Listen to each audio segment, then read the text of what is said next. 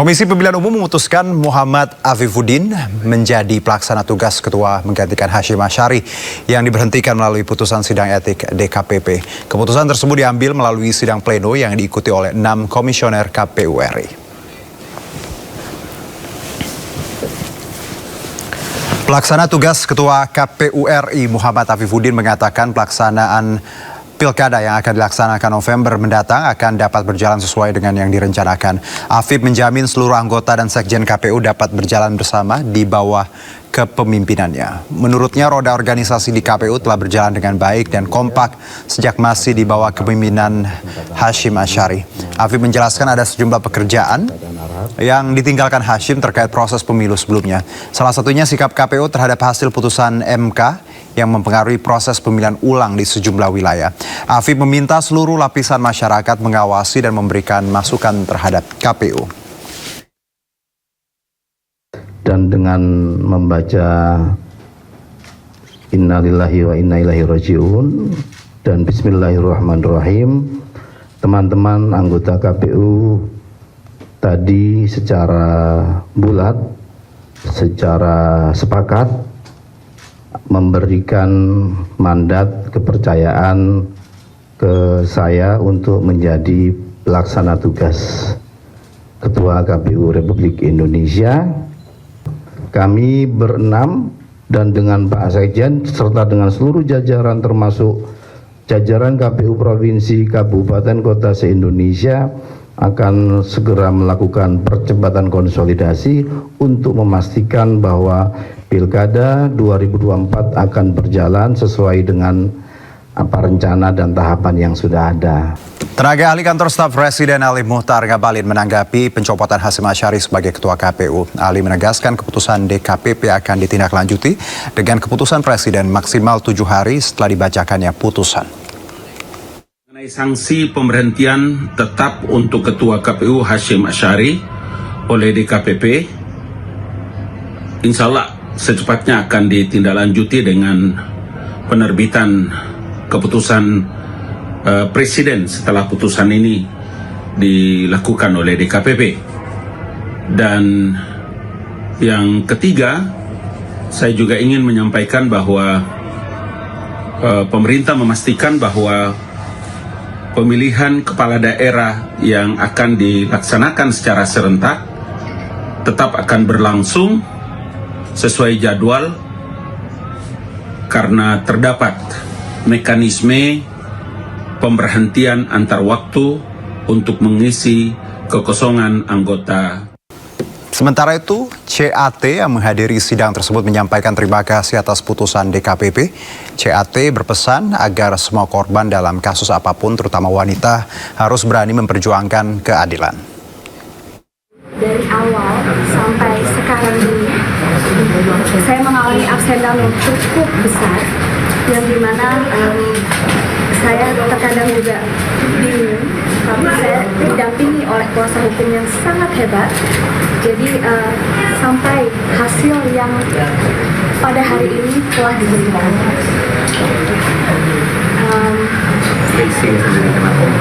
Oh ya, di sini saya datang dari Belanda untuk menghadiri langsung persidangan ini karena saya sendiri ingin melihat bagaimana keadilan di Indonesia ditegakkan. Dan sekarang adalah buktinya di mana semua keadilan itu ditegakkan oleh DKPP. Dan juga saya ingin memberikan inspirasi kepada semua korban, mau kasus apapun itu, untuk dapat berani, terutamanya perempuan, untuk mengajukan atau Sebelumnya, Dewan Kehormatan Penyelenggaraan Pemilu atau DKPP mengeluarkan keputusan memberhentikan Hasyim Asyari dari jabatannya sebagai Ketua KPU RI. Dalam putusan yang sama, Hasyim Asyari juga dicopot dari jabatannya sebagai anggota Komisi Pemilihan Umum. Ketua Komisi Pemilihan Umum Hasyim Asyari dicopot dari jabatannya setelah putusan DKPP dikeluarkan.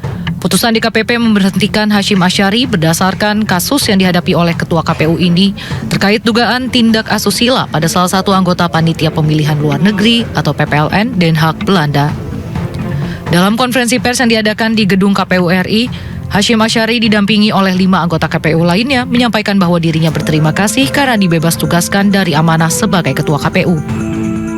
Sebagaimana yang sama-sama teman-teman jurnalis ketahui bahwa DKPP telah membacakan putusan perkara di mana saya jadi teradu. Dan sebagaimana diketahui, substansi dari putusan tersebut teman-teman sudah mengikuti semua. Pada kesempatan ini saya ingin menyampaikan dan mengucapkan Alhamdulillah, dan saya mengucapkan terima kasih kepada DKPP yang telah membebaskan saya dari tugas-tugas berat sebagai anggota KPU yang menyelenggarakan pemilu. Pada teman-teman jurnalis yang selama ini berinteraksi, berhubungan dengan saya, sekiranya ada kata-kata atau tindakan saya yang kurang berkenan, saya mohon maaf. Sebelumnya, pembacaan putusan pemberhentian Hashim Asyari karena terbukti melanggar kode etik digelar di ruang sidang DKPP Jakarta Pusat. Namun Hashim tidak menghadiri langsung sidang putusan tersebut, melainkan secara daring. Dari Jakarta, Hamzah Aswan, Nadifa Aidien melaporkan. Majelis Kehormatan Mahkamah Konstitusi menyatakan Anwar Usman tak melanggar kode etik pada kasus saksi ahli di PT UN.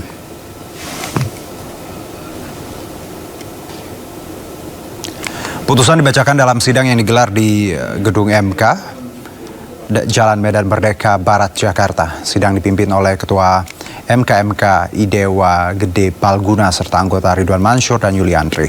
MK berpendapat bahwa Anwar Usman tidak terbukti melanggar prinsip kepantasan dan kesopanan dalam Sabta Karsa Utama karena menghadirkan pengacara Muhammad Ruliandi sebagai saksi ahli dalam sidang gugatan terhadap Ketua MK Soehartoyo. Fakta yang terungkap dalam rapat dan sidang pemeriksaan serta pertimbangan hukum dan etika di atas, Majelis Kehormatan berkesimpulan 6.1. Majelis Kehormatan berwenang memeriksa dan mengadili laporan akuo. 6.2. Pelapor memiliki kedudukan hukum untuk mengajukan laporan akuo. 6.3. Tidak terdapat pelanggaran kode etik dan perilaku hakim konstitusi indikasi prinsip kepantasan dan kesopanan dalam Sabta Karsa Utama yang tidak dilakukan oleh hakim terlapor sebagaimana didalilkan oleh pelapor. 6.4. Putusan akuo bukan merupakan bukti dan karena itu tidak dapat diajukan sebagai bukti untuk membenarkan perbuatan hakim terlapor menggugat putusan Mahkamah Konstitusi nomor 17 tahun 2023 yang di dalamnya tersangkut pula putusan Majelis Kehormatan nomor 2/MK/L/2023 di Gedung Jakarta. Amal putusan mengingat Undang-Undang nomor 24 tahun 2003 tentang Mahkamah Konstitusi yang telah diubah terakhir dengan Undang-Undang nomor 7 tahun 2020 tentang perubahan ketiga atas Undang-Undang nomor 24 tahun 2003 tentang Mahkamah Konstitusi dan Peraturan Mahkamah Konstitusi nomor 1 tahun 2023 tentang Majelis Kehormatan Mahkamah Konstitusi memutuskan menyatakan hakim terlapor tidak terbukti melakukan pelanggaran terhadap kode etik dan perilaku hakim konstitusi sebagaimana tertuang dalam prinsip kepantasan dan kesopanan dalam Sabta Karsa Utama. Demikian diputus dalam rapat Majelis Kehormatan oleh 3 anggota Majelis Kehormatan, yaitu Idewa Gede Palguna sebagai ketua merangkap anggota, Ridwan Mansur sebagai sekretaris merangkap anggota, dan Yuliandri sebagai anggota pada hari Rabu tanggal 3 bulan Juli tahun 2024 dan diucapkan dalam sidang pleno Majelis Kehormatan Mahkamah Konstitusi yang terbuka untuk umum pada hari Kamis tanggal 4 bulan Juli tahun 2024 selesai diucapkan pukul 3:06 lebih 18 menit waktu Indonesia Barat sore oleh 3 anggota Majelis Kehormatan Mahkamah Konstitusi, yaitu Idewa Gede Palguna sebagai ketua merangkap anggota, Ridwan Mansur sebagai sekretaris merangkap anggota, dan Yuliandri sebagai anggota serta dihadiri oleh pelapor. Demikian putusan telah diucapkan, maka dengan demikian sidang dinyatakan ditutup. Dan pemirsa, hari ini sidang pra-peradilan Peggy Setiawan kembali digelar di Pengadilan Negeri Bandung. Sidang hari ini mengagendakan pembuktian dari Polda Jabar atau penyidik. Polda Jabar menghadirkan satu saksi ahli Agus Surono dalam sidang hari ini. Dalam kesaksiannya, ahli pidana dari Universitas Pancasila menyatakan bahwa dalam penetapan seseorang sebagai tersangka tidak perlu ada panggilan, apalagi kalau tersangka masuk dalam DPO. Selain saksi ahli, hukum pidana Polda Jabar juga berencana membawa sejumlah surat ke dalam ruang sidang. Surat-surat ini diklaim sebagai bukti penetapan Peggy Setiawan sebagai tersangka pembunuhan Vina dan Eki. Dalam sidang hari ini, Polda Jabar menghadirkan saksi ahli Agus Surono. Dalam kesaksiannya, Agus menyatakan bahwa dalam penetapan seseorang sebagai tersangka disebutkan tadi tidak perlu ada panggilan, apalagi kalau tersangka masuk dalam DPO.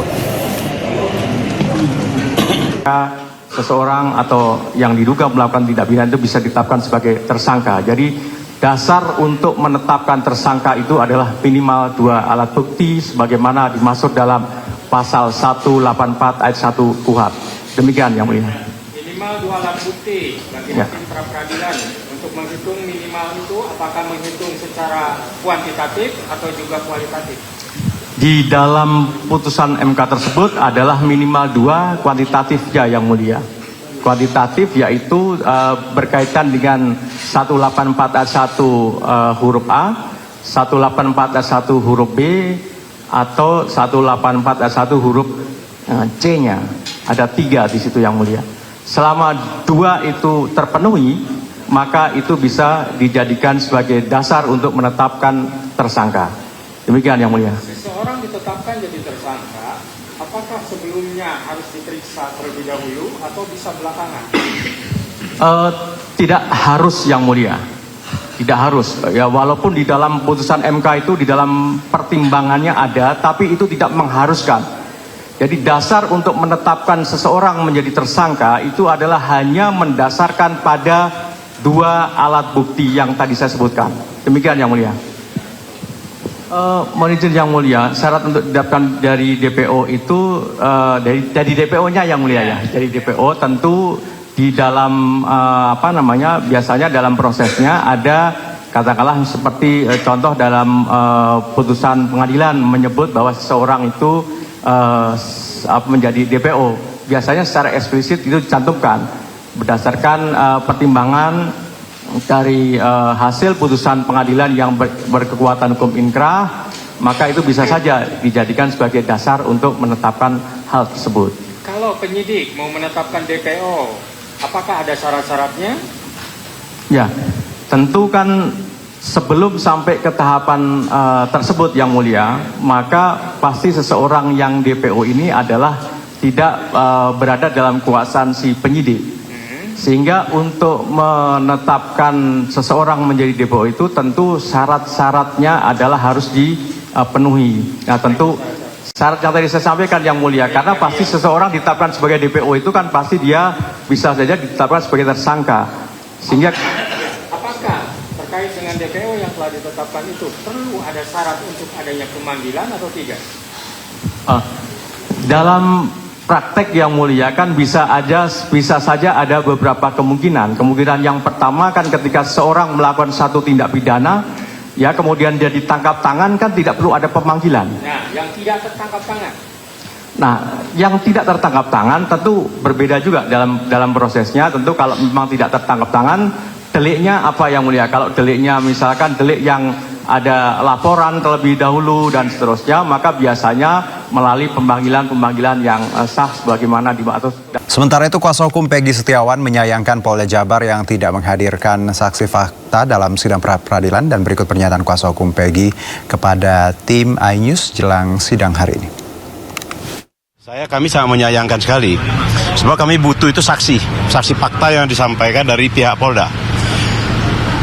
Saksinya itu siapa yang mengatakan kalau Peggy Peron itu adalah Peggy Setiawan? Itu.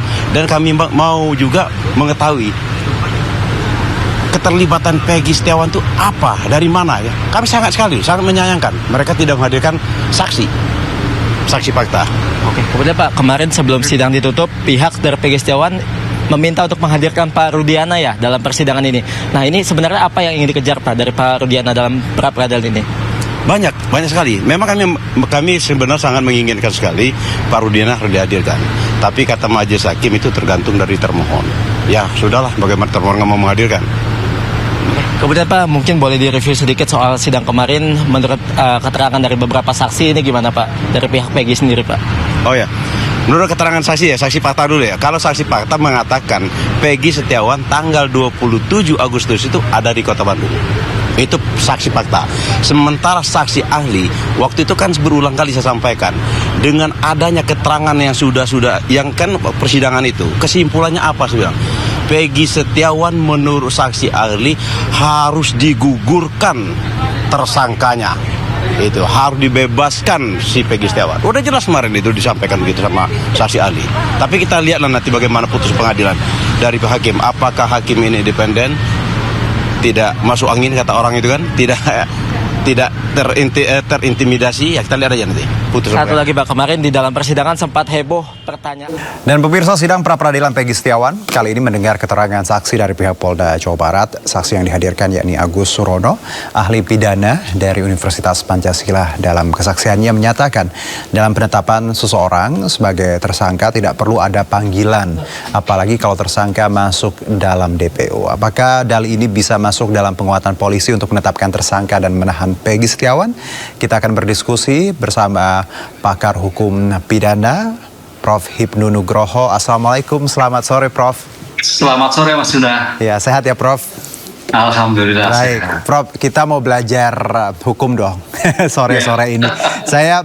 Kita kalau dari tadi tayangan Prof juga menyimak ya bagaimana hari ini pra-peradilan yang di Selasa ini menghadirkan saksi dari Polda Jabar. Yang menarik bagaimana tadi pernyataan saksi ahli ini termasuk penetapan tersangka yang tadi kalau sudah DPO tidak perlu ada panggilan.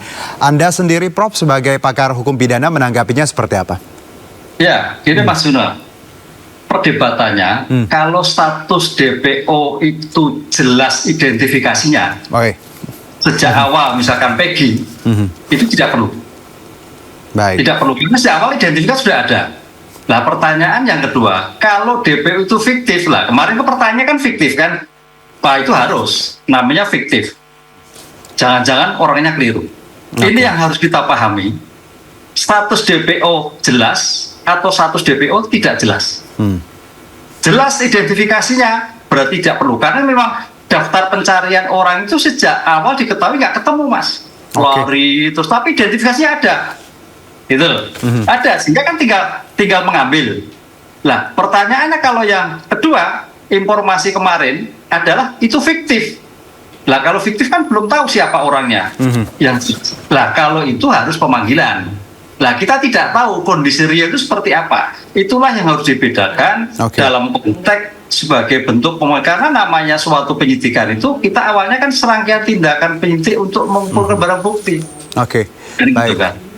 Prof. Hipnu, jadi kalau dalihnya seperti tadi harusnya memang DPO-nya jelas, bukan seperti kasus ini kita tahu DPO-nya pun tadi tidak jelas di awal disebutkan ya Prof, ada 3 yang hanya gambar blank seperti itu ya Prof. Iya, misalkan DPO Harun Masiku itu jelas, tinggal ambil karena jelas, nggak perlu. Tapi kalau orang belum, agak sulit. Harus pemanggilan. Dalih tadi kurang bisa diterima ya Prof ya? Ya kurang pas lah. Kurang pas. Begini, DPO dalam seperti apa dulu kan gitu kan?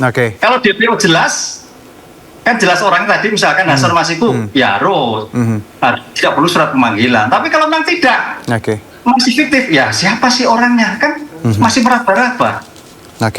Prof, tanpa mengecilkan profesi dan juga title, ini kan statementnya keluar dari pakar hukum Prof dari Universitas Pancasila. Ini kok analisanya bisa sedangkal ini kalau Anda melihat bahwa tadi harusnya kalau beliau juga paham tentang tata cara, prosedur segala macam, harusnya sudah tahu bahwa ketika memanggil atau menetapkan tersangka ya tadi kalau memang sudah jelas dari awal, tapi ini kan tidak jelas Prof. Ya, itu pendapat Mas. Saya sebagai kolega pendapatnya kan diajukan oleh Polda. Yang mau tidak mau ya pemikirannya objektif yang subjektif kan gitu kan. Sebetulnya tidak, tapi ya mungkin ya pendapat sah-sah aja. Tapi kita pendapat yang seobjektif mungkin Mas Juno kan kita seperti itu kan. Iya. Jadi berdasarkan fact ya Prof ya, juga data seperti itu. Baik, nah kalau dari jalannya sidang hari ini, Anda melihat bahwa dengan dihadirkan saksi ahli dari pihak Polda tadi, bagaimana Anda melihat kekuatan dua kubu ini, baik itu dari Peggy maupun dari Polda? Karena kan 2 hari ini kita lihat bagaimana kemarin ada 5 saksi, 1 ahli dan 4 temannya Peggy yang menguatkan posisi Peggy. Sementara hari ini tentunya ya dengan argumen seperti ini yang membuat kita juga sedikit ragu. Anda melihat masing-masing kira-kira seperti apa nanti strateginya, Prof? Iya, strateginya ada 2 dimensi maksudnya. Dari Polda menggunakan dimensi saintifik. Oke. Saintifik. Pertanyaannya, saintifik ini berbasis pada bulan Juli 2024 atau saintifik 8 tahun yang lalu. Sumber bahan informasinya. Kan gitu, Mas. Kalau itu sumber bahan lalu, berarti kurang akurat. Tapi kalau sekarang, pembandingnya siapa? Ini betul memang scientific crime investigation dalam pengungkapan suatu perkara itu optimal, apalagi terkait sidik jari. Misalkan sidik jari kapan? Sidik jari yang lalu 8 tahun pasti hilang, karena sidik jari itu biasanya laten itu tidak terlihat, sehingga sulit untuk mengidentifikasi, namanya ilmu daktiloskopi itu. Tapi kemarin di Jawa Barat kalau nggak salah ada. Tapi itu bagus, mencoba siapa tahu ditemukan sidik jari. Nama demikian juga. Nama kadang-kadang berubah-ubah. Nah, ini bagus. Cuman kita melihat teman-teman Polda, namanya saintifik itu biasanya ada data pembanding. Nah, pembandingnya itu kapan?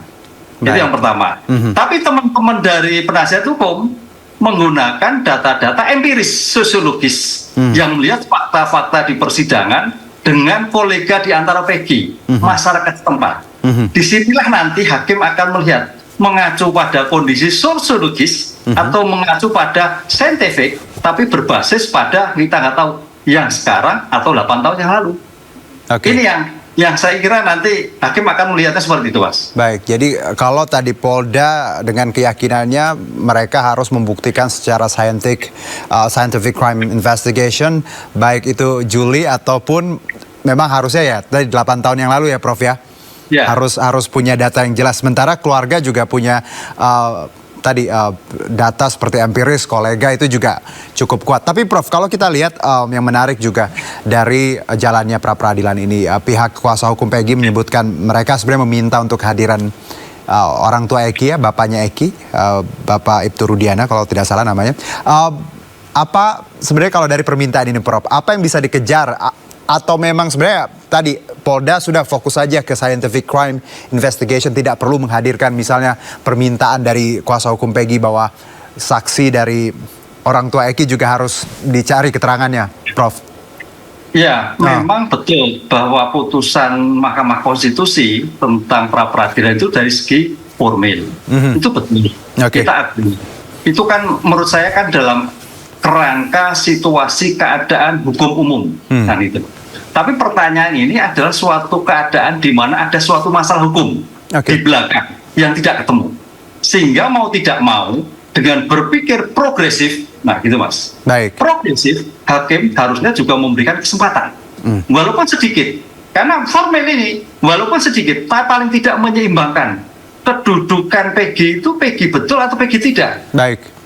Itu yang penting, karena kalau itu Peggy tidak berarti rontok semua, Mas. Kalau Peggy iya berarti nanti kejaksaan langsung syarat formilnya terpenuhi. Ini saya kira kejaksaan menunggu hasil ini. Kalau ini nanti dinyatakan gugur, berarti syarat formil yang diminta jaksa tidak terpenuhi. Kalau ini nanti sah, berarti kejaksaan tinggal mengambil alih dari putusan pra peradilan ini. Nah progresif, ini menarik Anda menyebutkan kata progresif. Hakim harus mungkin bisa dengan langkah progresif mendengarkan dari banyak pihak termasuk bapaknya tadi, orang tua dari Eki.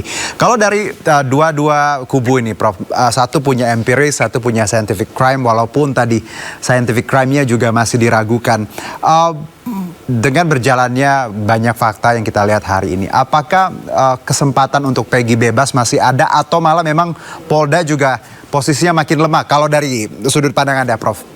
Ya, kalau dari sudut pandang dalam ilmu hukum itu ketika hakim agak bimbang menentukan, tidak asas hukum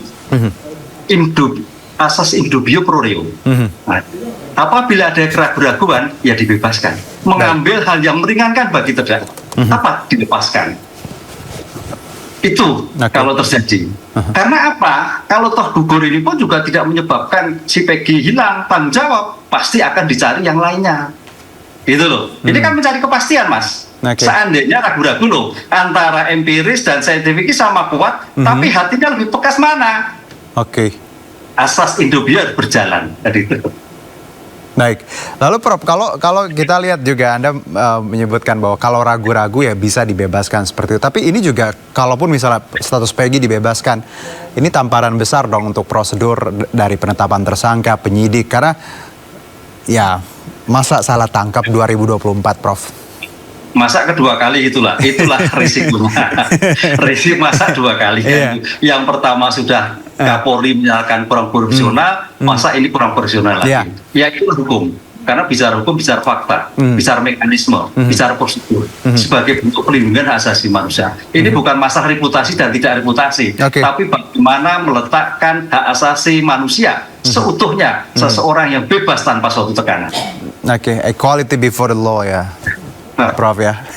Baik, Prof, kita juga melihat bagaimana misalnya nih Prof, pemenuhan hak-hak tersangka yang tadi dibatalkan. Berarti ketika misalnya Peggy berhasil lolos dari pra-peradilan ini, berarti ada kalau tidak salah pasal 95 ayat 1 KUHP ya Prof, jadi bahwa ada ganti rugi atau seperti apa yang harus diberikan oleh...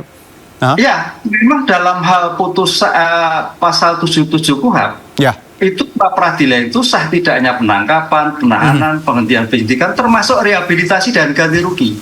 Ganti rugi itu sebagai akibat tanda petik negara dalam hal penegakan hukum melakukan tindakan yang keliru, sehingga setiap orang yang dinyatakan tidak terbukti harus direhabilitasi dan dimintakan rehabilitasi dan ganti rugi. Dan ganti rugi itu sudah diatur sedemikian rupa, berapa juta kita bisa lihat PP-nya, Mas. Baik, satu Prof, mungkin kalau kita lihat lagi sebelum kita tutup diskusi ini, bahwa pihak keluarga dengan data-datanya, termasuk tadi keluarga, teman-temannya Peggy dan juga saksi ahli, sementara polisi fokus di scientific crime investigation. Hakim tentunya punya pandangan yang beda-beda, ada 3 hakim tadi Anda menilai.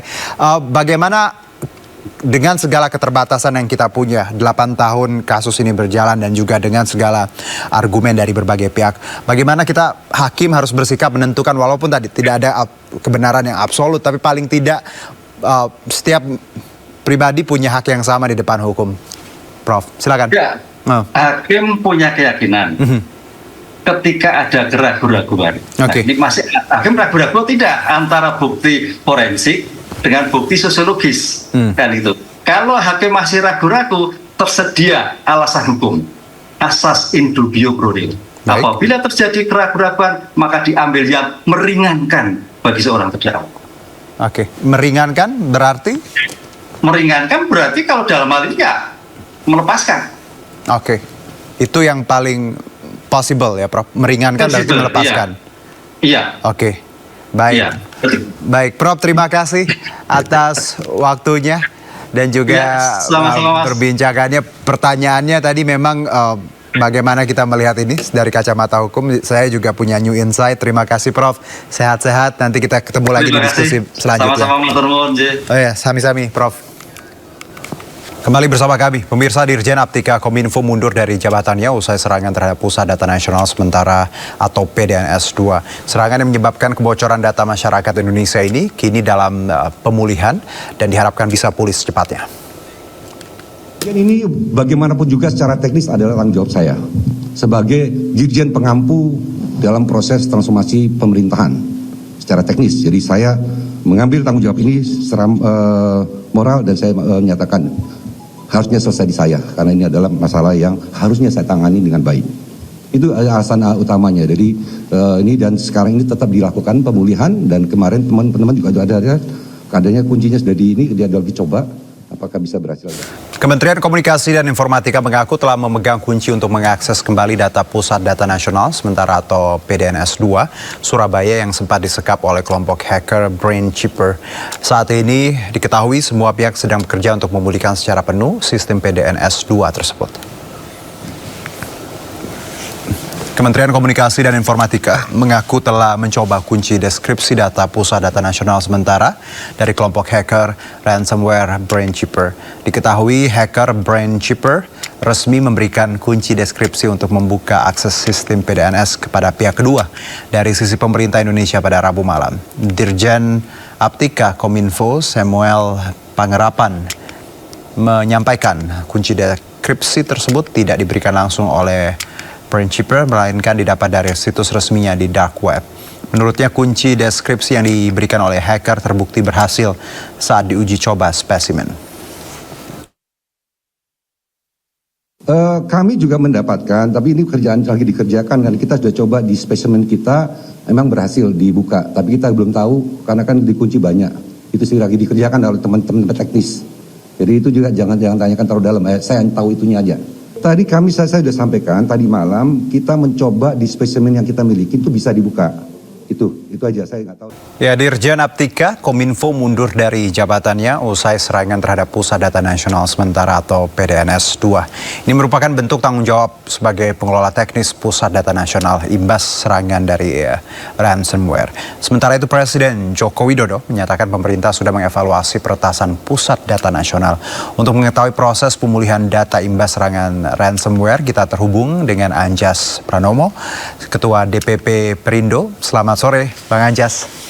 Selamat sore, Bang Juno. Ya, kami juga sebenarnya Bang Anjas dan juga pemirsa sudah menghubungi Komisi 1 dan juga mitra Kemenkominfo, namun belum ada yang bersedia bergabung hingga sore ini. Tapi tidak apa-apa, kita analisa saja bersama Bang Anjas. Bang Anjas, kalau kita lihat sikap dari Pak Samuel yang mundur sebagai bentuk pertanggungjawaban ini, bagaimana Anda melihatnya? Justru itu adalah salah satu respon positif ya. Saya sangat mengapresiasi apa yang dilakukan oleh Pak Sam. Saya juga dekat dengan Pak Sam, di mana beliau menunjukkan sikap integritas yang luar biasa. Bagaimana ini adalah menurut dia adalah kesalahan beliau, dan saya pikir ini bukan hanya kesalahan beliau dan Kominfo aja, tapi juga ada beberapa elemen atau kementerian lembaga yang terkait, termasuk BSSN. Ketika dirjennya sudah turun, tinggal ini kita menunggu kapan ini Kominfo-nya untuk berani bertanggung jawab dan berani untuk mengundurkan diri. Nah, ini yang menjadi catatan penting bagi kita semua gitu ya. Bagaimana menunjukkan pejabat ini masih ada yang berintegritas. Dan saya sangat mengapresiasi dan angkat topik kepada apa yang telah dilakukan Pak Samuel. Dan kita juga ingin melihat bagaimana tinggal menunggu ketika dirjennya udah, kapan nih Kominfo-nya untuk berani bertanggung jawab di depan media. Bang Anjas, dirjennya mundur nih ya. Berarti perlukah menterinya juga mundur sebagai bentuk pertanggungjawaban tadi? Justru orang pertama yang perlu bertanggung jawab adalah menterinya. Dirjen itu lapis tier kedua. Sedangkan ketika tier 2-nya sudah memberikan attitude yang luar biasa bagus untuk masyarakat Indonesia. Saya jadi seperti di negara-negara maju. Ini kan tinggal tier 1-nya, yaitu kementeriannya langsung seperti apa gitu. Jadi saya sangat menunggu sekali dan ingin memberikan aplaus ketika Pak Budi Ari ini bersedia untuk mengundurkan diri jadi Kominfo. Ya, jadi Anda melihat bahwa ini satu kesalahan fatal dan tidak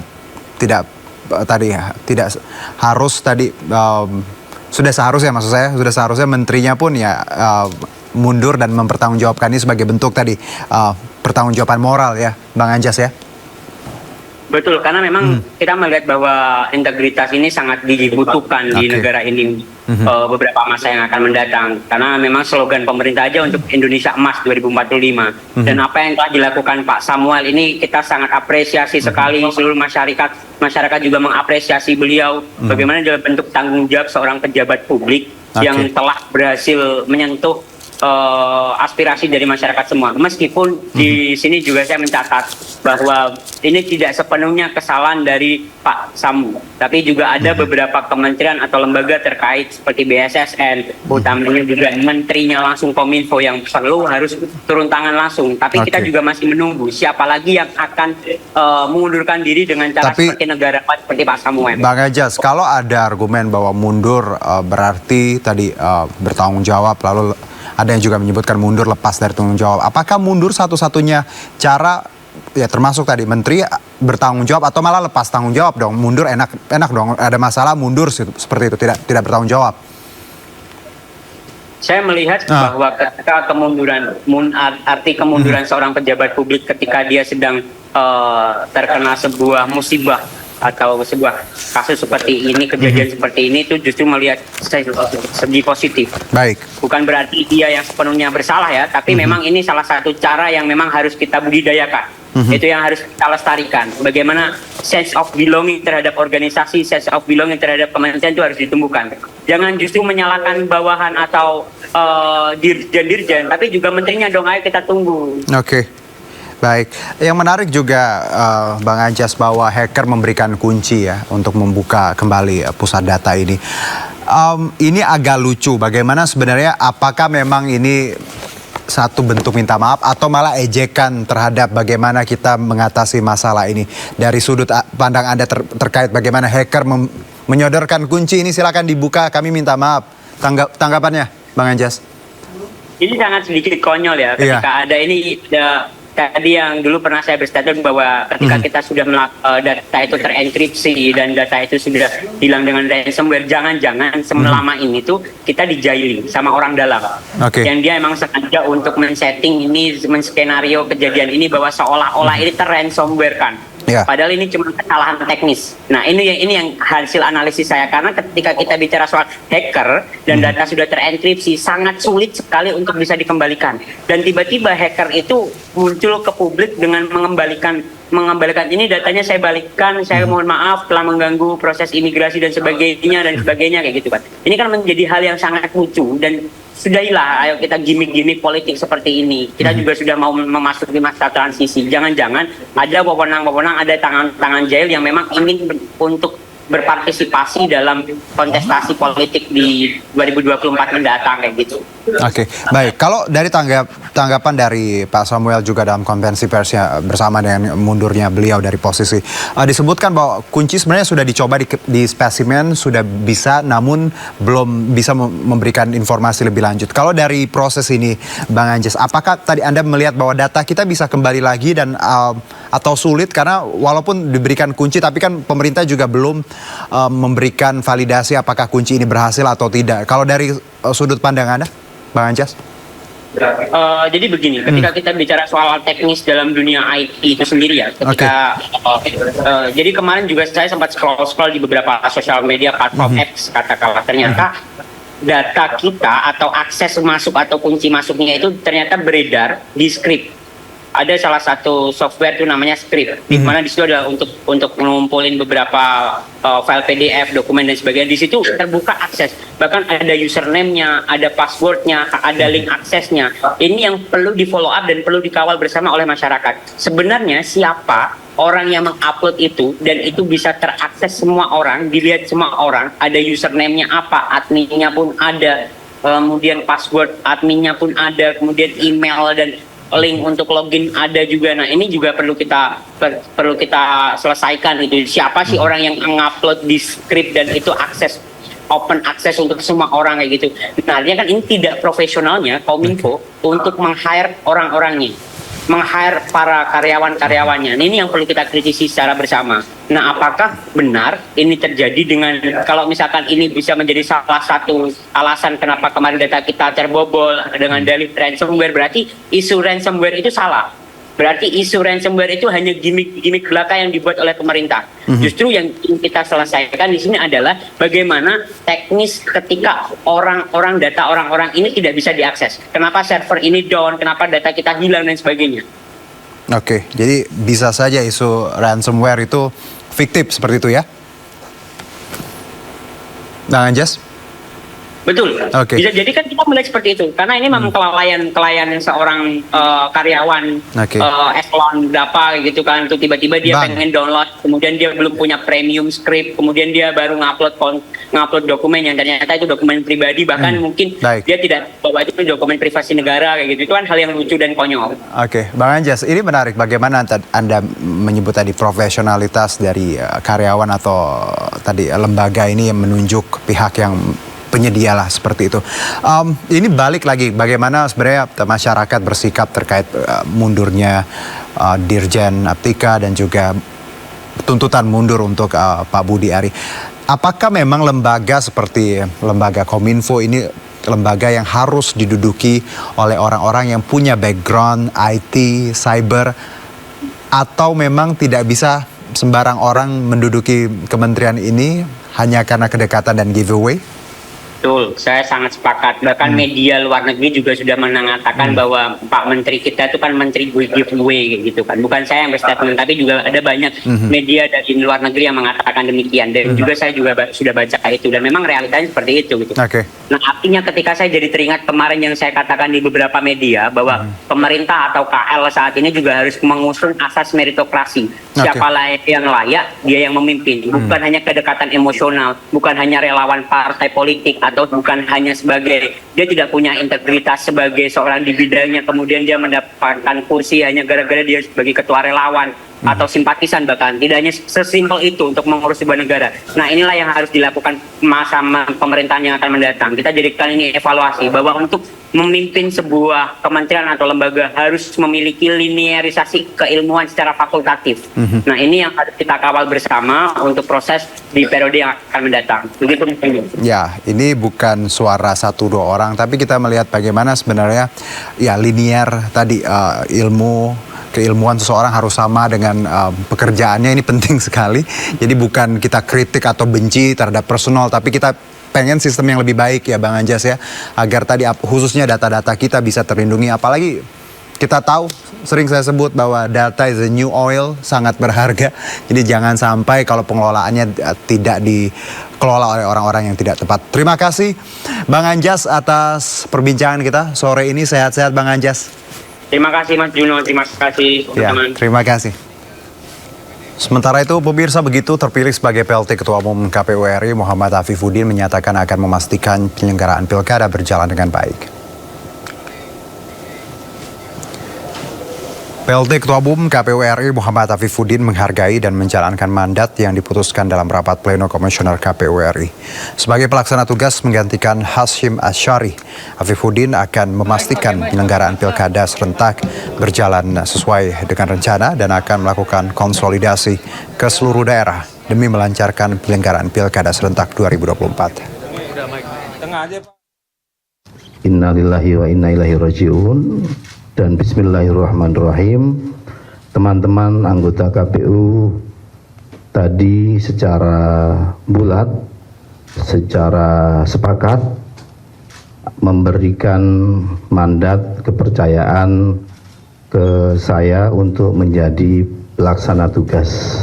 Yang akan kami lakukan adalah pertama, menguatkan kembali konsolidasi internal kita menghadapi satu tindak lanjut dari putusan Mahkamah Konstitusi yang sebagian masih belum selesai. Yang kedua, dan ini yang juga sangat penting, kita akan menghadapi Pilkada serentak 2024, sehingga yang kita lakukan adalah kita ingin memastikan bahwa tidak ada tahapan apapun yang terganggu, tidak ada persiapan apapun yang terganggu dari sisi keorganisasian di KPU Republik Indonesia. Kami berenam dan dengan Pak Sekjen serta dengan seluruh jajaran termasuk jajaran KPU Provinsi, Kabupaten, Kota se-Indonesia akan segera melakukan percepatan konsolidasi untuk memastikan bahwa Pilkada 2024 akan berjalan sesuai dengan apa rencana dan tahapan yang. Ketua Komisi Pemilihan Umum Hashim Asyari dipecat oleh Dewan Kehormatan Penyelenggara Pemilu DKPP. Hashim Asyari terbukti melakukan pelecehan seksual kepada seorang wanita, anggota panitia pemilihan luar negeri Belanda.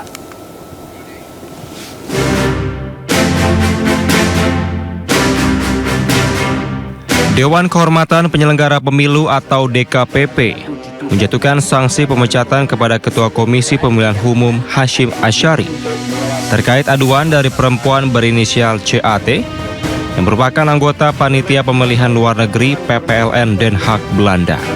Hashim selaku teradu terbukti melanggar kode etik dan pedoman perilaku penyelenggara pemilu. DKPP mengungkap ada hubungan badan secara paksa di kamar hotel tempat Hashim menginap di Den Haag pada 3 Oktober 2023.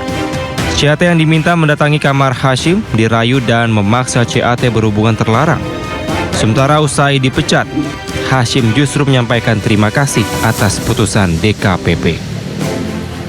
Pada malam hari tanggal 3 Oktober 2023, pengadu dihubungi teradu untuk datang ke kamar hotelnya. Pengadu kemudian datang ke kamar hotel teradu dan berbincang-bincang di ruang tamu kamar teradu. Dalam perbincangan tersebut, teradu merayu dan membujuk pengadu untuk melakukan hubungan badan.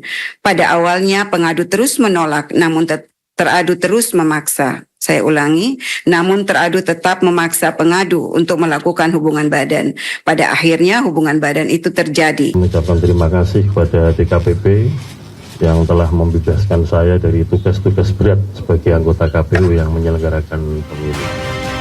Dalam persidangan, DKPP juga meminta Presiden Joko Widodo untuk melaksanakan keputusan pemberhentian Ketua KPU Hashim Asyari paling lambat 7 hari seusai putusan dibacakan. Dari Jakarta, Hamzah Aswanhas, Nadifa Adin, iNews melaporkan. Ketua Komisi 2 DPR RI Ahmad Doli Kurnia menyebut pemecatan Ketua KPU tidak mengganggu persiapan pelaksanaan Pilkada Oktober mendatang. Sementara Ketua DPR RI Puan Maharani mengajak memperbaiki mekanisme pemilihan Ketua KPU yang lebih baik agar menghasilkan Ketua KPU yang bermartabat. Mereka yang bertuju sekarang bersama Pak Hashim itu kan adalah orang-orang yang terbaik dari sekian orang yang kemarin ikut melamar ya, kemudian mengajukan diri untuk menjadi komisioner KPU RI. Jadi mereka ini yang kita anggap waktu terbaik. Jadi sebetulnya mereka tujuh-tujuhnya sudah paham sebetulnya apa yang mereka harus lakukan ya. Apalagi kan mereka sekarang ini juga sudah ikut dalam membantu tersegahnya pemilu tahun 2024 kemarin di 14 Februari itu.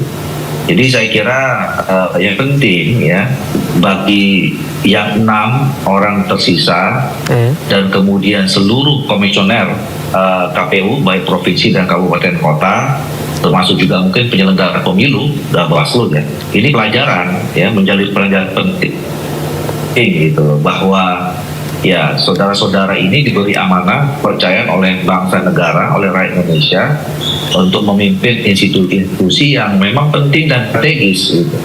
Jadi harus dijaga, institusinya harus dijaga dan kemudian melalui menjaga diri kita masing-masing gitu loh. Nah, ini kan soal etik ya, soal teknis, soal pemiluan dan segala macam, mereka ini saya kira ya orang-orang yang memang kita yakini waktu itu yang terbaik semuanya. Ini kan persoalan, kalau soal putusan dari KPP ini kan soal etik, moral gitu ya, soal integritas. Ini yang juga saya kira penting.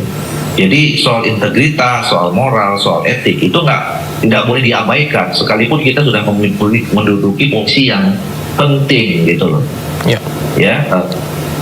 Nah ini yang harus disadari.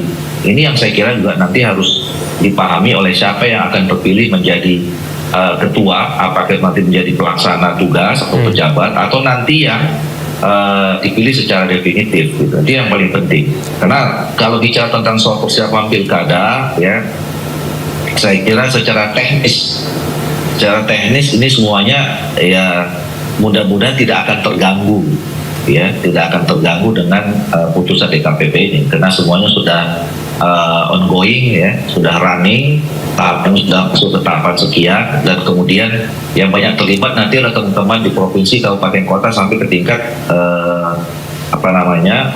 TPS gitu. Tapi walaupun demikian ya, kalau kita tidak RI-nya, KPU RI-nya gitu ya, tentu nanti koordinasinya akan terganggu kalau memang kita tidak selesai.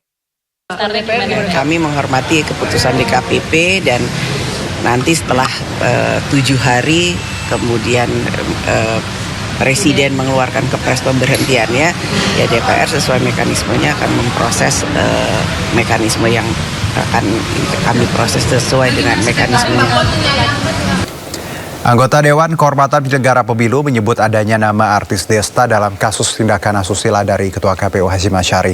Nama artis Desta terseret kasus asusila Ketua KPU karena Ketua KPU sempat bersuah video dengan Desta dalam sebuah acara TV. Hashim hadir sebagai bintang tamu bertajuk Pemilih Muda Ayo ke TPS. Video tersebut direkam memakai ponsel milik Hashim, adapun tujuan merekam video untuk diberikan kepada pengadu atau pelapor. Hashim kemudian mengirim video tersebut ke pengadu yang merupakan anggota PPLN Den Haag. Video dilengkapi dengan pesan rayuan dari Hashim. Artis Dedi Desta Mahendra sempat dipanggil DKPP dalam persidangan namun tidak hadir.